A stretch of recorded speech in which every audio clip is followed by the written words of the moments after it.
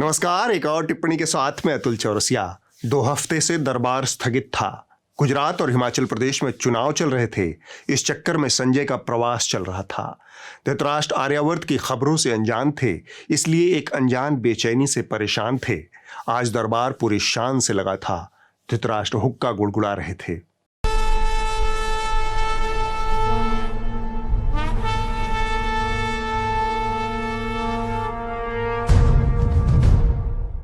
धृतराष्ट्र ने धुएं का गोल छल्ला हवा में छोड़ा और उसी सांस में बोला, बड़े दिन तक दरबार से गायब रहे संजय, क्या बात हुई? सब कुशल मंगल तो? संजय धृतराष्ट्र की इस कुशल क्षेम से अंदर ही अंदर गदगदा गए। विनय भाव से बोले, हुजूर आपकी दया है, आपका राज 100 बरस कायम रहे। आप सा चक्रवर्ती दयालु राजा न हुआ न होगा। आपके राज में बाघ और बकरियां एक ही घाट पर पानी पी रहे हैं। धृतराष्ट्र को इस ठाकुर सुहाती में आनंद आया, लेकिन वो थोड़ा ठिठक गए। उन्होंने पूछ लिया, तो क्या डंकापति के राज से भी बेहतर हमारा राज है? धृतराष्ट्र के इस सवाल ने संजय को धर्म संकट में डाल दिया। मन की दुविधा को दबाकर बोले, राज तो आप ही का बेहतर है महाराज। धृतराष्ट्र संजय के मन की दुविधा को ताड़ गए, लिहाजा उनके सिर से दबाव खत्म करने की गरज से बोले, अच्छा ये बताओ, डंकापति इन दिनों कर क्या रहे हैं? बात की गाड़ी दूसरी पटरी पर उतरते देख संजय को चैन मिला। उन्होंने उत्साह से बताना शुरू किया, डंकापति अपने गृह राज्य में चुनाव प्रचार कर रहे हैं। भारत का एकमात्र जंगल जहां राज करते हैं 400 से भी ज्यादा एशियाटिक लायंस, यानी बब्बर शेख। राजा और प्रजा का अनोखा रिश्ता है यहाँ, क्योंकि शेरों के साथ इस जंगल में रहते हैं सैकड़ों इंसान। यहाँ खुशबू है मेल मिलाप की, पत्ते पेड़ों की, शेरों की। यहाँ खुशबू है गुजरात की। संजय ने बोलना जारी रखा। एक के बाद एक डंकापति ने ताबड़तोड़ रैलियां, जनसभाएं और रोड शो किया है। वो ये रैलियां और रोड शो अपने 18-18 घंटे के रोजाना काम से वक्त निकाल कर रहे हैं। 18 घंटे काम करते हैं, फिर 4 घंटे रैली और रोड शो करते हैं, सिर्फ 2 घंटे आराम करते हैं। धृतराष्ट्र को डंकापति के ऊपर रश्क हो गया। सोचने लगे कि डंकापति कैसे ये सब कर पाते हैं। उन्होंने संजय से पूछ लिया, क्या खास रहा इन रैलियों और रोड शो में? संजय ने मौका लपकते हुए कहा, खास बात तो तमाशा ही है महाराज। डंकापति के कामकाज में तमाशा मूल तत्व है। धृतराष्ट्र अवाक मुद्रा में बोले, आए? संजय ने कहा, जी महाराज, जब तक तमाशे की गारंटी ना हो डंकापति कोई शो नहीं करते। धृतराष्ट्र ने पूछा, इस बार कौन सा तमाशा किया डंकापति ने? संजय ने कहा, इस बार 38 किलोमीटर लंबा रोड शो कर दिया। डंकापति के शागिर्द बताते हैं कि डंकापति ने सबसे लंबे रोड शो का रिकॉर्ड बना दिया, न भूतो न भविष्यति। निर्णय शुरू हो चुका है प्रधानमंत्री का ये रोड शो, और इसे ऐतिहासिक बनाने की तैयारी है उनकी पार्टी। इतना बड़ा ये रोड शो जो अपने आप में अद्भुत है। जहां पर आप नजर डालिए, चारों तरफ सिर्फ लोग ही लोग नजर आ रहे हैं। हर कोई मोदी मोदी के नारे लगा रहे हैं। प्रधानमंत्री नरेंद्र मोदी का रोड शो शुरू हो गया है। ये जो तस्वीरें दिख रही है, और कल की तरह ही जो कल 54 किलोमीटर का था, आज ये फासला 15 किलोमीटर का होगा। अहमदाबाद में आज तकरीबन 50 किलोमीटर लंबा road show prime minister Narendra Modi करने वाले हैं। अहमदाबाद में ये मेगा रोड शो और प्रधानमंत्री नरेंद्र मोदी का ये अब तक का सबसे भव्य रोड शो कहा जा रहा है। संजय पूरी रौ में बोले जा रहे थे। रोड शो क्या था महाराज, बस जलवा था। वही सारे लटके झटके, वही सारे फार्मूले, वही एम्बुलेंस को रास्ता देना, वही दरबारी हुड़कचुल्लुओं का लाहलोट नाचना, वही 90 अंश के कोण पर कमर झुकाकर अभिवादन करना। इस वक्त ये एम्बुलेंस देखिए, प्रधानमंत्री के रोड शो में ये एम्बुलेंस को पहले इनके काफिले को साइड करवा करके प्रधानमंत्री ने अपनी गाड़ी को साइड करवाया और एम्बुलेंस को जाने के लिए रास्ता दिया गया। एक बार फिर से प्रधानमंत्री ने एम्बुलेंस को रास्ता दिया है। एक एम्बुलेंस देखिए पीछे आई और प्रधानमंत्री की गाड़ी बिल्कुल साइड कर दी गई और एम्बुलेंस को निकलने का रास्ता दिया गया। मैं एक बार ये बता दूं कि जो तस्वीरें हमारे पास आ रही है, प्रधानमंत्री अपने रोड शो में उन्होंने रास्ता दिया है। उन्होंने रास्ता दिया है कि एम्बुलेंस को, उनका रोड शो रुका और एम्बुलेंस को जाने का रास्ता दिया और फिर रोड शो आगे बढ़ा। पीएम का काफिला आगे बढ़ रहा था कि तभी एक एम्बुलेंस आती दिखी। एम्बुलेंस को देखते ही पीएम मोदी जिस गाड़ी में खड़े थे वो एक साइड में जाकर रुक गई। एम्बुलेंस को रोड शो के बीच में से निकलवाने की जिम्मेदारी खुद पीएम मोदी के सुरक्षा कर्मियों ने उठा ली। धृतराष्ट्र सोचने लगे, तमाशेबाजी का कुछ गुण तो मुझे भी सीखना पड़ेगा डंकापति से। उनके मन में डंकापति के तमाशेबाजी में महारत को लेकर श्रद्धा का भाव उमड़ आया। उनके मुंह से अकस्मात फूट पड़ा, ऐसा चक्रवर्ती आर्यावर्त को पहले कभी नहीं मिला। संजय ने धृतराष्ट्र की यह बात पकड़ ली।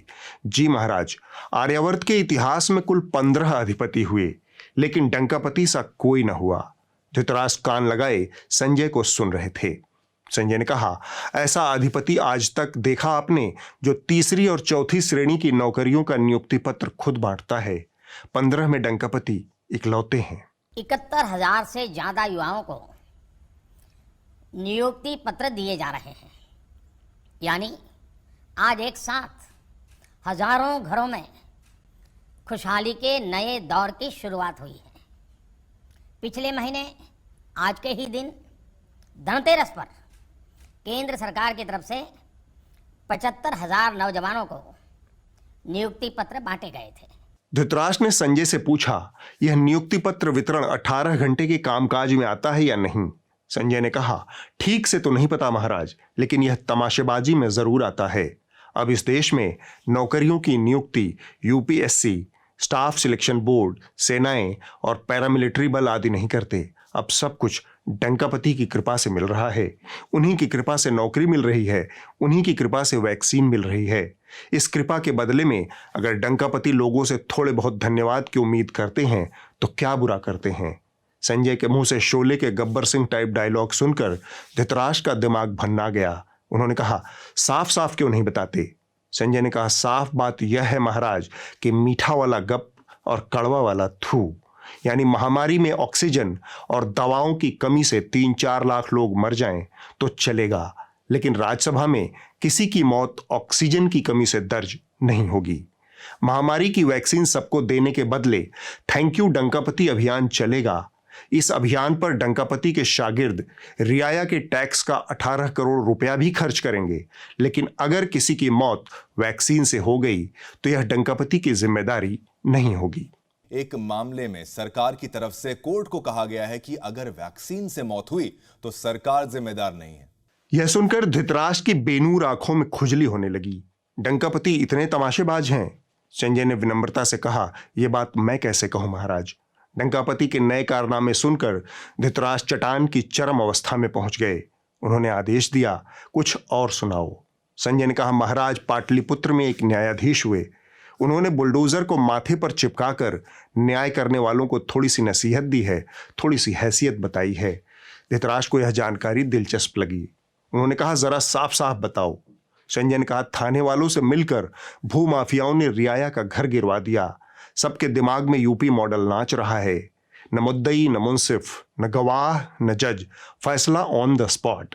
इसी से प्रेरित होकर पटना की सहयोगा देवी का घर वहां के अधिकारियों, पुलिस वालों ने भूमाफियाओं के साथ मिलकर गिरवा दिया। आरोप है कि कुछ भूमाफियाओं की नजर उनकी जमीन पर थी, इसलिए अवैध तरीके से बुलडोजर चलाया गया। न्यायाधीश ने कहा, थाने को ही मामले का निपटारे का पावर दे दिया गया है।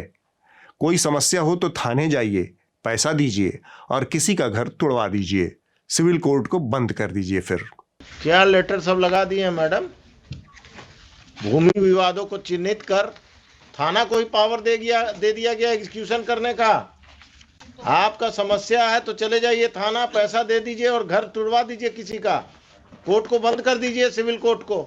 जनता दरबार अब पुलिस और सीओ मिलकर घर तुड़वा रहा घूस लेकर। This case will take a ugly stand.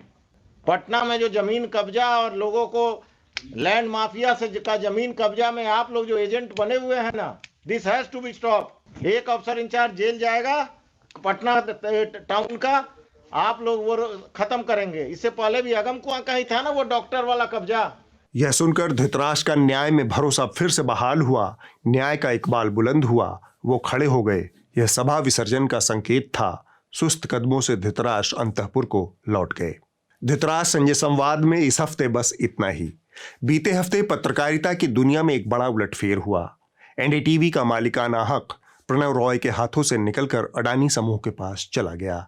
इसके साथ ही एक और उलटफेर हुआ जिसकी गूंज बहुत दूर तक और बहुत लंबे समय तक जारी रहेगी। एनडीटीवी के प्राइम टाइम का पर्याय बन चुके रवीश कुमार ने भी चैनल के बदले हालात को देखते हुए एनडीटीवी से इस्तीफा दे दिया। अब मैं यूट्यूब पर ही नज़र आऊँगा, एनडीटीवी इंडिया पर नहीं। किसी संस्था के साथ मर्यादाएं बहुत अलग होती हैं, फ्रीलांस और आज़ाद जीवन की अलग। लेकिन इस बार परिवार के साथ थोड़ा वक्त बिताना चाहता हूँ, जीना चाहता हूँ।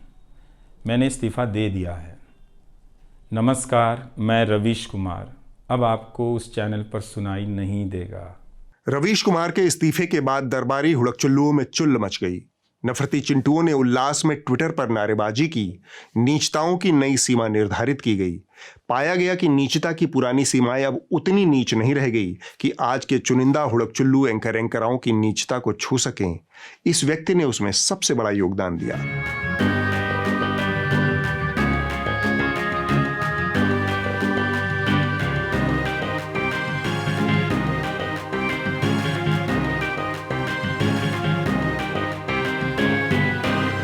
नीचता की इस पुष्प वर्षा में नफरती चिंटू चोपड़ा की खुशी कुछ इस तरह से झलकी। लेकिन बहन रूबिका लियाकत ने ये जो लिखा, उसे समझने के लिए आपको किसी शब्दकोश में कोई मदद नहीं मिलेगी। इसके लिए आपको बहन रूबिका से ही मदद मांगनी होगी। जहां तक हमें समझ आया तो यह एनडीटीवी का पूर्ण विराम तो नहीं है। मालिकान बदल रहे हैं, चैनल चलता रहेगा। या कि रूबिका जी को एनडीटीवी का भविष्य पता हो। पूर्ण विराम यह रवीश कुमार का भी नहीं है, क्योंकि once a reporter always a reporter. तो जब आप भाषा में कौतुक उत्पन्न करने की कोशिश करें तो पहले ये समझ लें कि भाषा पर आपका हाथ कितना साफ है। बहरहाल, आज हम एनडीटीवी और रवीश कुमार के जरिए इससे भी ज्यादा एक जरूरी विषय पर बात करना चाहेंगे। दुनिया का सबसे बड़ा लोकतंत्र, इसके 1.25 अरब नागरिक 2024 के लोकसभा चुनाव के मुहाने पर हैं जब वो अपनी नई सरकार चुनेंगे। लेकिन तब उस सबसे बड़े लोकतंत्र के पास, तब इस देश के 1.25 अरब नागरिकों के पास एक भी ऐसा खबरिया चैनल नहीं होगा जो सत्ता में मौजूद दल से, उसके नेताओं से, उसकी नीतियों पर सवाल कर पाएगा।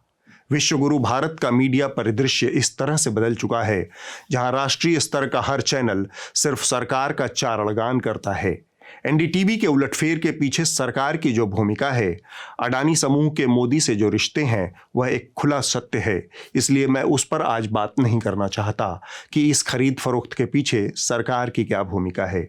मैं बस उस प्रवृत्ति की ओर इशारा करना चाहता हूं कि जिस देश में 2019 के चुनावों से ठीक पहले प्रधानमंत्री के नाम वाला एक बिना लाइसेंसधारी चैनल अवैध रूप से प्रसारित किया जाता है, जहां सरकार इस अवैध कृत्य को अपनी मौन स्वीकृति दे देती है, वह महान लोकतंत्र 2024 तक आते आते इतना असहनशील हो चुका है कि उसे रही सही एक आध असहमति की आवाज भी मंजूर नहीं है। 1.25 अरब नागरिकों का महान लोकतंत्र मीडिया और सूचना के नाम पर सरकारी प्रशंसा गीत का प्रसारण देखेगा। इस महान लोकतंत्र की आंखों की शर्म उस हद तक मर चुकी है जहां सत्ता नृशंसता का पर्याय बन जाती है। एनडीटीवी की परिघटना को आप दूसरे तरीके से भी समझ सकते हैं। ये जो लाइन में खड़े होकर सैकड़ों दरबारी चैनल चारणगान कर रहे हैं, इन सब का सामूहिक प्रयास भी भरोसा और सम्मान के पैमाने पर अकेले खड़े एनडीटीवी और रवीश कुमार के कद को छू नहीं पाया। इसलिए सत्ता ने परोक्ष तरीके से एनडीटीवी के आखेट का आयोजन किया। शिकार का अनुष्ठान पूरा हुआ, सत्ता की लालसा पूरी हुई, हुड़कचुल्लू एंकराओं की कुंठा तृप्त हुई, लेकिन 70 साल के लोकतंत्र से असहमति की इकलौती आवाज गुम हो गई। आज इस देश के 1.25 अरब नागरिक एक भी खबरिया चैनल का नाम लेकर यह दावा नहीं कर सकते कि कल को अगर नोटबंदी जैसा एक और दिमागी खलल इस सरकार ने लोगों के ऊपर थोप दिया तो कौन खबरिया चैनल पलटकर जवाब पूछेगा। फिलहाल आपके पास सवाल पूछने वाले यही लोग हैं।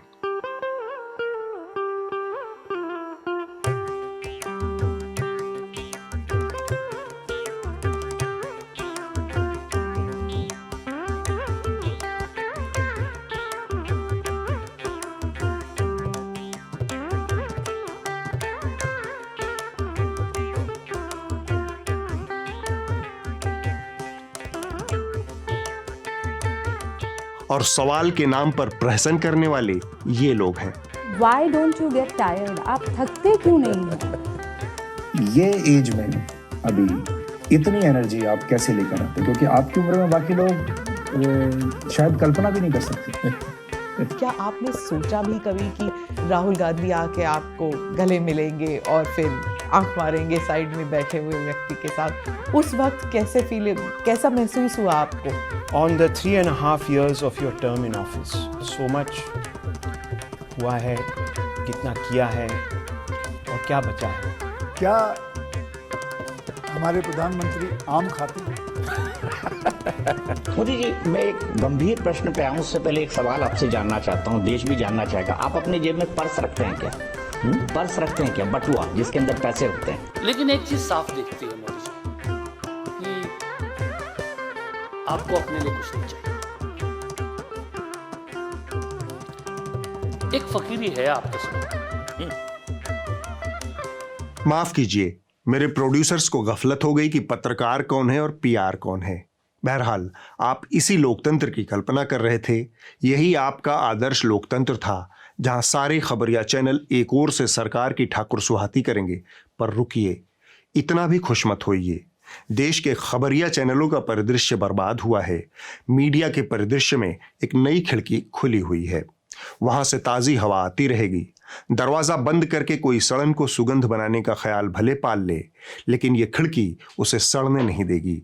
यह अल्टरनेट मीडिया की खिड़की है। यह डिजिटल मीडिया की खिड़की है। अनगिनत छोटी छोटी क्रांतियां देश के डिजिटल मीडिया परिदृश्य में आकार ले रही हैं। न्यूज लॉन्ड्री भी उनमें से एक है। यह सब्सक्रिप्शन यानी जनता के सहयोग से मीडिया का मंच तैयार करने का प्रयास है। यह एवरेस्ट चढ़ने सरीखा मुश्किल प्रयास है, लेकिन हमको, आपको यह प्रयास करना ही होगा। आपका हर छोटा मोटा सब्सक्रिप्शन हमें ताकत देता है और भरोसा देता है कि जो एनडीटीवी के साथ हुआ वो औरों के साथ न हो।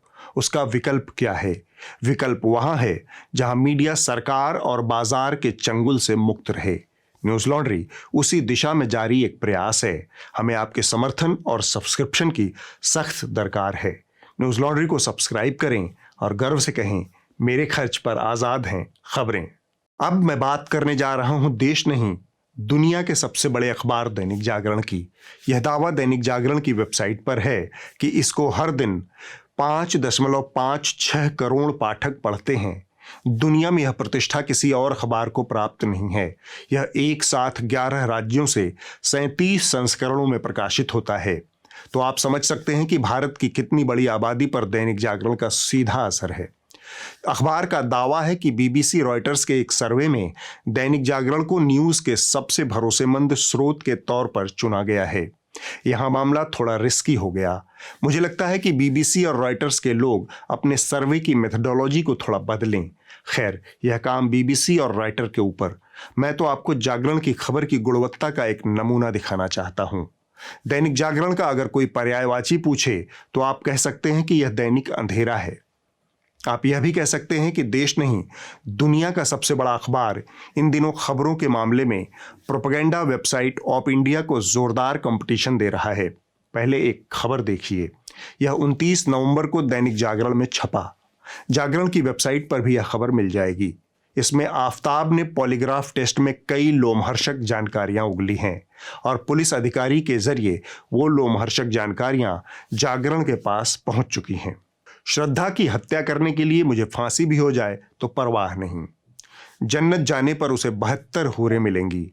श्रद्धा से रिश्ते के दौरान उसके 20 अन्य हिंदू लड़कियों से भी रिश्ते थे। साजिश के तहत बम्बल ऐप पर हिंदू लड़कियों को मैंने फंसाया था। आफताब के पॉलीग्राफ टेस्ट की खबरें उस दिन अन्य मीडिया संस्थानों पर भी चली, मसलन आउटलुक, इकोनॉमिक टाइम्स। लेकिन किसी के पास ये चारों जानकारियां नहीं थी। सबके पास इतनी ही जानकारी थी कि आफताब ने हत्या की जिम्मेदारी ली है और उसे हत्या का कोई पछतावा नहीं है। इस लिहाज से दैनिक जागरण की जानकारी सुपर एक्सक्लूसिव है। लेकिन जागरण ठहरा स्वभाव से विनम्र और शराफत का पुतला, सो उसने इतनी बड़ी एक्सक्लूसिव खबर को बिना किसी बड़े दावे या बिना किसी तामझाम के सिर्फ 2 कॉलम में छाप दिया। और तो और किसी रिपोर्टर का नाम तक नहीं दिया। हमें तो नाम की भूख नहीं, बस बात पाठकों तक पहुंच जाए। इस दर्जे की शराफत आज के दौर में कहाँ दिखती है। जागरण ने वो बड़ा दिल दिखाया। यह एक्सक्लूसिव खबर जिस दूसरे संस्थान के पास थी वह थी propaganda website of India. 5.5 crore पाठकों तक रोजाना जहर की यह जागरण खुराक पहुंचती रहती है। अब मैं आपको पॉलीग्राफ और नार्को टेस्ट का अंतर बताना चाहता हूं ताकि आप जागरण के अंधेरे को समझ सकें। पॉलीग्राफ एक मशीन है जिसका इस्तेमाल झूठ पकड़ने के लिए होता है, लेकिन यह बहुत भरोसेमंद मशीन नहीं है। यह मशीन मुख्य तौर पर शरीर में होने वाले 5 बदलावों को दर्ज करके उसके आधार पर निष्कर्ष देती है कि व्यक्ति सही बोल रहा है या झूठ बोल रहा है। इसके तहत सांस की गति, ब्लड प्रेशर, पल्स रेट, शरीर से निकलने वाला पसीना और हाथ पैरों की मूवमेंट पर नजर रखी जाती है। लगे हाथ यह भी जान लीजिए कि पॉलीग्राफ टेस्ट में आरोपी के पास विस्तार से जवाब देने का विकल्प या अवसर नहीं होता। उसे हाँ या ना में जवाब देना होता है ताकि उसके शरीर में होने वाले बदलावों को तुरंत दर्ज किया जा सके। इसके उलट नार्को टेस्ट व्यक्ति को सम्मोहन की स्थिति में ले जाता है, जहां उसकी चेतना मदहोशी के आलम में रहती है। वह जानकारी देने से पहले सोचने समझने की स्थिति में नहीं रहता। जांच एजेंसियां 3rd डिग्री टॉर्चर के मानवीय विकल्प के रूप में इसे अपनाती हैं। इसके तहत एक दवा दी जाती है जिसे ट्रूथ सीरम के नाम से जाना जाता है। इसमें व्यक्ति सारे सवालों के जवाब बिना रोक टोक के देता जाता है। अब एक बार फिर से दैनिक जागरण के दैनिक अंधियारे पर आते हैं। जिस पॉलीग्राफ टेस्ट में हाँ या ना के आधार पर झूठ सच तय होता है, उस टेस्ट के आधार पर जागरण ने 72 हूरों, 20 हिंदू लड़कियों और लव जिहाद जैसे झूठ फैलाए और इस काम में देश और दुनिया के सबसे बड़े अखबार को ऑप इंडिया का साथ मिला। जागरण के सम्मान में ताली बजाइए। कुछ लोगों को यह बताने के पीछे आफताब का बचाव लगेगा। ऐसे लोगों के लिए मेरे पास सिर्फ संवेदना है। आप उन्हीं 5.5 करोड़ लोगों में शामिल हैं जिन्हें जागरण के नाम पर दैनिक अंधियारे में झोंका जा रहा है। थोड़ा सुस्ता लीजिए। अब वक्त है इस हफ्ते की रिपोर्ट का। जो कही जा रही थी बातें कि अंदर में भी सोशल डिस्टेंसिंग का ख्याल रखा जाएगा। ट्रेनें तो खुल दी हैं, लेकिन कैसे? इस हफ्ते की रिपोर्ट न्यूज़ 24 से है। यह खबर बनारस के सरसुंदर लाल अस्पताल की बदहाली से जुड़ी है। पूर्वांचल और बिहार के 50 जिलों के लोगों के लिए यह एकमात्र रेफरल हॉस्पिटल है। बीएचयू से संबद्ध इस अस्पताल को एम्स का दर्जा दिया जा चुका है, लेकिन यहाँ की स्वास्थ्य सुविधाएं बदहाल हैं। मरीजों के बोझ से इसका ढांचा चरमरा रहा है। यही बेड जिसके बारे में मैं कह रहा हूं, जो हृदय विभाग को आवंटित हैं, जिन पे जबरन चिकित्सा अधीक्षक महोदय जो एक भ्रष्ट व्यक्ति हैं, उन्होंने इन पर ताला लगाकर आम आदमी के जीवन जीने के मौलिक अधिकार पर ही ताला लगा दिया है। उससे ज़्यादा बेड उनको दिए गए 20-22% जो उनके एग्जिस्टिंग बेड्स हैं, ये ऑन रिकॉर्ड है। तो 22% हम उनको ज़्यादा दे रहे हैं। और ये एसएसबी ब्लॉक जो बनाया गया था, उसके अंदर हमारे भूतपूर्व लोगों ने और हमारी गवर्नमेंट ने, सेंट्रल गवर्नमेंट ने वो व्यवस्था बनाई थी। सभी विभाग वहाँ चले गए, इनको भी वहाँ जाना था। ये पुरानी व्यवस्था को खाली नहीं कर रहे हैं। अगले हफ्ते होगी एक और टिप्पणी। नमस्कार।